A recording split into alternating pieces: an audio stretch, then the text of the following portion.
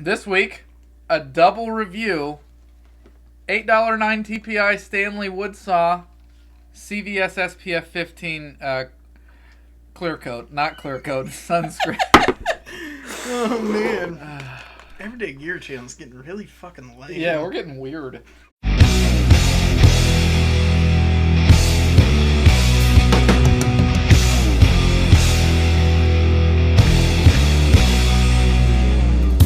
Alright guys, Will and Max, we're finally back to give you a sweet knife review of the Ontario Rat 1. Yes. And it is really great. I really like it. Will really likes it. Love it. I think he might actually steal it from me one day. I hope to. So, Life goals. let's get to the old tabletop. Alright guys, let's talk about a really neato knife. And that is the Ontario Rat 1. I'm honestly a super huge fan of this knife. And I looked them up on Amazon. And just online, I really wasn't a big fan of it. I thought it kind of looked silly. And then I won one. And when I got it in the hand, it felt so great. It's, it's a big knife. And it's got a nice finger choil with some jimping on the liner there. Some jimping up here. And you can really do a lot. And I'm honestly going to go ahead and say it. This is the best hard use EDC knife for around $30.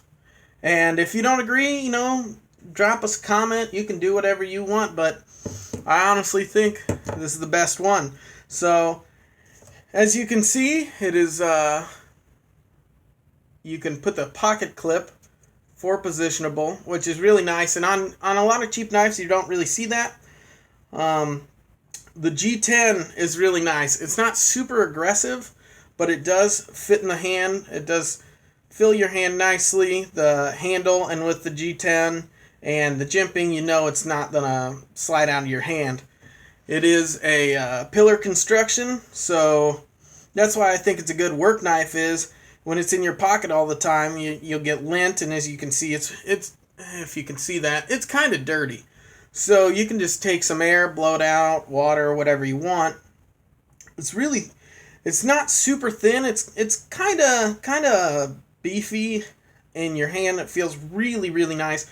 It's AUS 8, and I'm a big fan of that.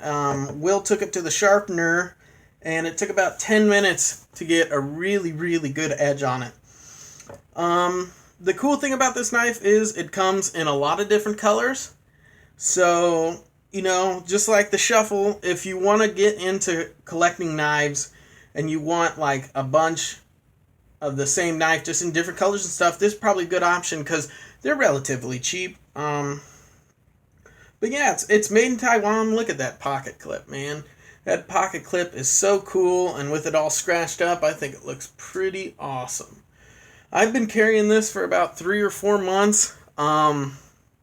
I've taken it out a couple times and replaced it with the Spyderco or the Shuffle or other knives, and I just keep coming back to this because it's such a great beater workhorse knife. I really love it. It feels great. It honestly feels like it's more like a higher value knife or a higher dollar knife. To open it, it's just so great. It's so freaking smooth. I can't believe it only costs $30. And being a knife like this for so smooth, the value is outrageous on this because you don't pay a lot, and this knife will really do anything you want to it.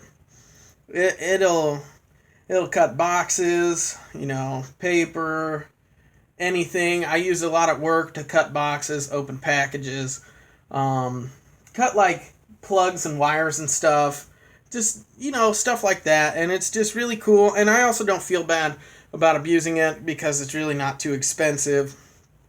You do have a lanyard hole down here, but with this being such a big knife, I wouldn't put a lanyard on it. Honestly, I have nothing but good things to say about this knife, and like I said before, I won it in a giveaway, and I'm really glad I did because I think without winning it, I probably would have never bought it just because I wasn't really stoked on the aesthetics, but every YouTube video that you see says great things about it. So we're gonna cut some stuff and let's see that.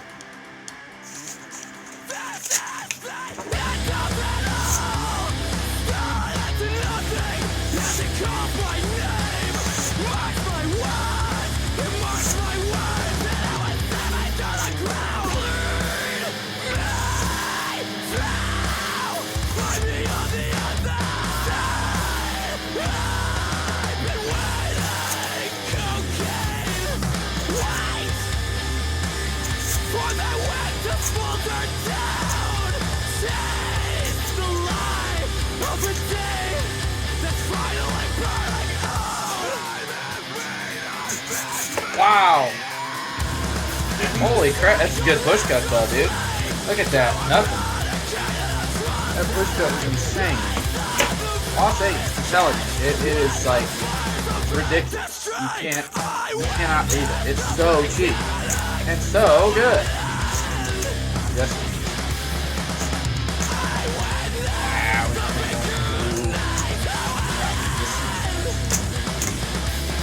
Go kitchen knife commercial.